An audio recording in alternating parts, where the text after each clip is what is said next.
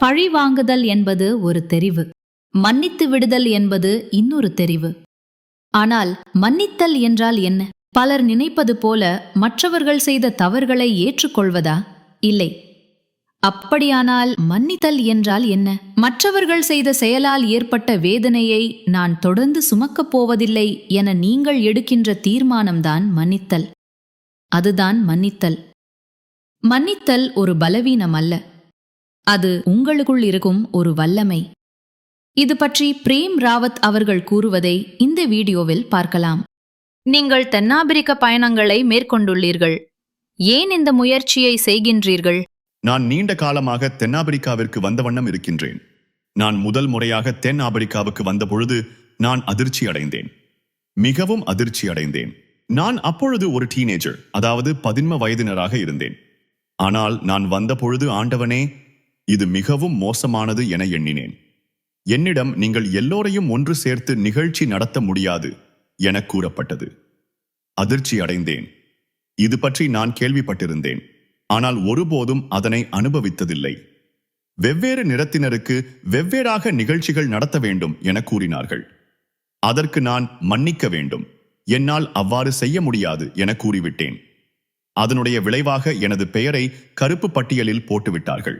ஒரு டீனேஜரை கைது செய்வது சர்வதேச அளவில் மிகப்பெரிய ஒரு விஷயமாக வந்துவிடும் என்பதற்காக அவர்கள் எனக்கு எதுவும் செய்ய விரும்பவில்லை.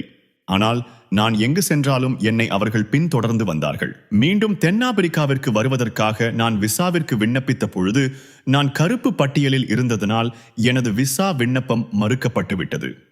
நிறைவேறி மெதுவாக மறையத் தொடங்கிய பொழுதுதான் என்னாலே மீண்டும் தென்னாப்பிரிக்காவுக்கு வரக்கூடியதாக இருந்தது. எனவே இங்கு என்ன நடைபெறுகின்றது என என்னால் காணக்கூடியதாக உள்ளது. அது மிகவும் மோசமானது, மிகவும் மோசமானது. அதனால் மேலும் எவ்வளவோ விஷயங்களை செய்ய வேண்டியிருந்தது. இது வெறுமனே சொற்பொழிவு ஆற்றுவதனாலேயோ உரைகள் நிகழ்த்துவதாலேயோ நடைபெறப் போவதில்லை. கருணை என்றால் என்னவென மக்கள் உண்மையிலேயே புரிந்து கொள்ள வேண்டும். பழி வாங்குதல் என்பது ஒரு விஷயம், மன்னித்து விடுதல் என்பது இன்னொன்று. நான் அது பற்றி பேசி இருக்கின்றேன். மன்னித்து விடுவது என்றால் என்ன?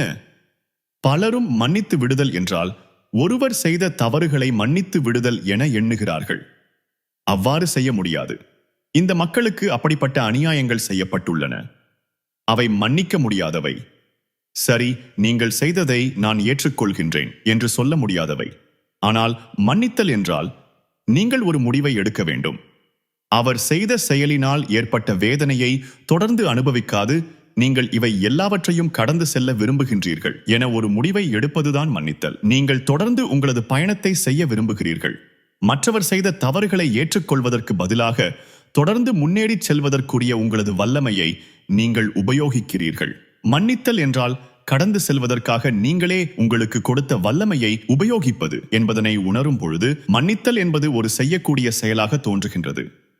நான் இந்த செயல்களினால் பாதிப்பு அடைந்த ஒருவனாக தொடர்ந்து இருக்க விரும்பவில்லை. நான் முன்னேறி செல்லுகின்றேன். நான் உயிருடன் இருக்கின்றேன். இந்த மூச்சு என்னுள்ளே வந்து போகிறது. இது ஒரு மிகப்பெரிய ஆசீர்வாதம். அது என்னை தொடர்ந்து முன்னேறி செல் என கூறுகின்றது. நான் எனது பங்களிப்பை செய்வேன். இதுவரை நீங்கள் நடாத்திய நிகழ்ச்சிகள் எவ்வாறு அமைந்துள்ளன? உண்மையிலே சொல்ல வேண்டும், நான் இதனை மிகவும் விரும்புகின்றேன். நான் மக்களுக்கு இதனை சொல்லும் பொழுது உண்மையில் எனது 50 வருட அனுபவத்தை அவர்களுக்கு கொடுக்கின்றேன். நான் 4 வயதாக இருந்த பொழுது இந்த அமைதியை பற்றி பேச ஆரம்பித்தேன்.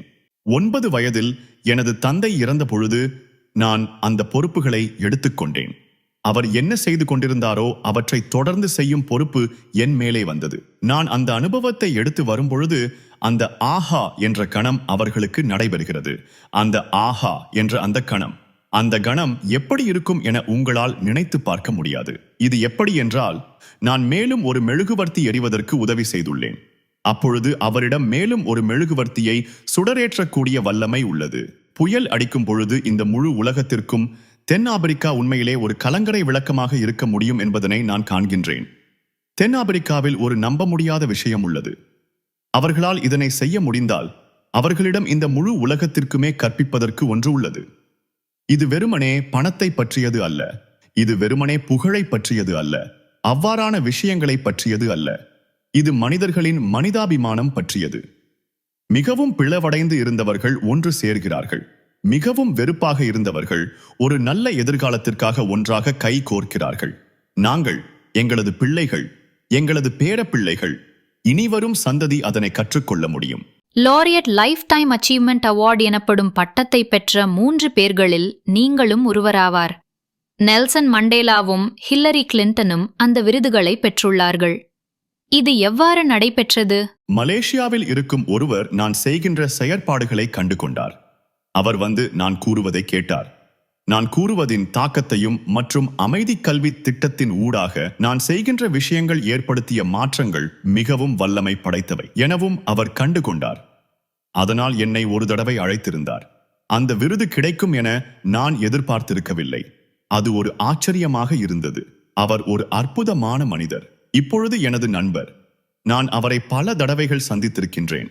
அவர் இந்த விருதை எனக்கு அளிக்க விரும்பினார். நானும் அதனை மிகவும் மகிழ்ச்சியுடன் ஏற்றுக்கொண்டேன்.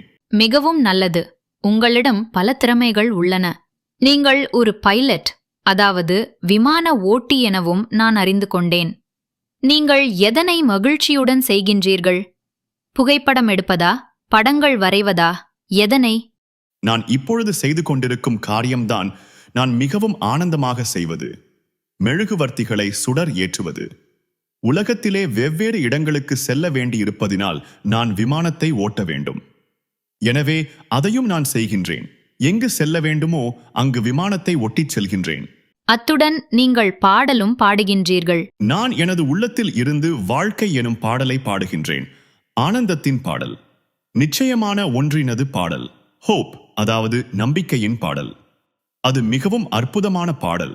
எனது பொழுதுபோக்கு நேரத்தில் புகைப்படம் எடுக்கிறேன். நான் சமையல் செய்வதை விரும்புகின்றேன். படங்கள் வரைகின்றேன். அவை சில நேரங்களில் நான் எதனை உணர்கின்றேனோ அதனுடைய வெளிப்பாடாக உள்ளது. இவ்வாறு பல விடயங்கள் உள்ளன. ஆனால் மக்களுடன் உரையாடுவதை தான் நான் மிகவும் ஆனந்தமாக உணர்கிறேன். உங்களது நேரத்திற்கு மிகவும் நன்றி. உங்களுடன் பேசியது மிகவும் மகிழ்ச்சியாக உள்ளது. மிக்க நன்றி. இந்த சந்தர்ப்பத்தை வழங்கியதற்கு உங்களுக்கும் நான் நன்றி கூறுகின்றேன். நன்றி. பிரேம் ராவத் மற்றும் அவரது செய்தி பற்றி மேலும் அறிந்து கொள்வதற்கு www.premrawat.com எனும் இணையதளத்தை பார்வையிடவும்.